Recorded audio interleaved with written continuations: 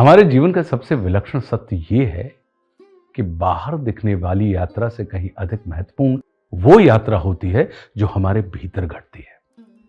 मनुष्य संसार की अनगिनत आवाजों में उलझकर अपने अंतर्मन की पुकार ही नहीं सुन पाता। वो उपलब्धियों का हिसाब लगाता रहता है, पर शांति का मूल्य भूल जाता है। आत्मिक बल और मानसिक ओज का संबंध बाहरी परिस्थितियों से नहीं, भीतर की जागरूकता से होता है। यही कारण है कि भारतीय चिंतन में शिव को किसी आकृति या देवता तक सीमित नहीं किया गया। शिव एक अवस्था है, निर्भयता की, शांति की, सौंदर्य की और अदृश्य दिव्यता की। इस अवस्था को समझने का सबसे प्रखर उदाहरण भारतीय परंपरा में मार्कंडेय जी के रूप में मिलता है। प्राचीन ग्रंथों में वर्णित है कि महर्षि मृकुंडू ने अपने तप और ज्ञान की उच्च अवस्था में एक अलौकिक पुत्र प्राप्त किया, गंभीर, तेजस्वी और आध्यात्मिक अंतर्दृष्टि से संपन्न। किंतु उसके जीवन पर नियति की कठोर सीमा अंकित थी।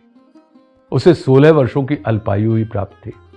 मन सामान्यतः मृत्यु की आशंका से विचलित हो उठता है, पर इस युवक ने भय को अपने निकट फटकने नहीं दिया। उसने जीवन को मृत्यु से नहीं, सत्य के साथ जोड़ लिया। वो शिव तत्व में अपने पूरे अस्तित्व को समर्पित करता गया। उसकी साधना मात्र अनुष्ठान नहीं थी, वो एक ऐसी आंतरिक स्थिरता का अभ्यास था जिसमें व्यक्ति स्वयं की सीमाओं से ऊपर उठता हुआ अनुभव करता है। समय ने अपना मार्ग पूरा किया और वो दिन आ पहुंचा जब उसकी आयु का अंतिम क्षण निकट था।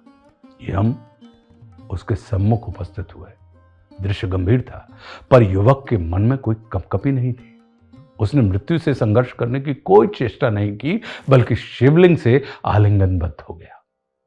उसका यह समर्पण किसी भय का आश्रय नहीं था, यह सत्य के प्रति उसकी अविचल विश्वास की अभिव्यक्ति थी। उसी क्षण महादेव शिव प्रकट हुए।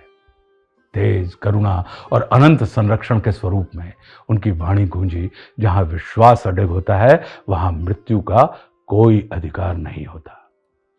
इस प्रकार मार्कंडेय अमरत्व का प्रतीक बन गए और उनका जीवन ये घोषणा पत्र बन गया कि भय मनुष्य की नियति नहीं है, वो केवल मन की एक अस्थायी परछाई है जिसे सत्य का प्रकाश क्षण भर में मिटा देता है।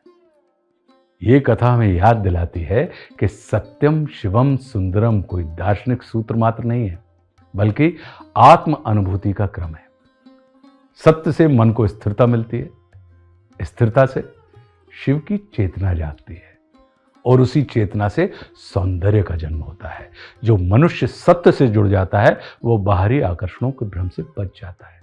कई बार बुराई का मार्ग इसलिए सरल प्रतीत होता है क्योंकि वो मनुष्य के आलस्य को सह लाता है, जबकि अच्छाई का मार्ग इसलिए कठिन लगता है क्योंकि वो मनुष्य को भीतर से रूपांतरित करने की प्रेरणा देता है। ध्यान का उद्देश्य भी यही होता है, मन को अनुशासित ही नहीं बल्कि जागरूक बनाना। वो भीतर की उस स्थिरता को जगाता है जिसमें व्यक्ति स्वयं के वास्तविक स्वरूप को पहचानने लगता है।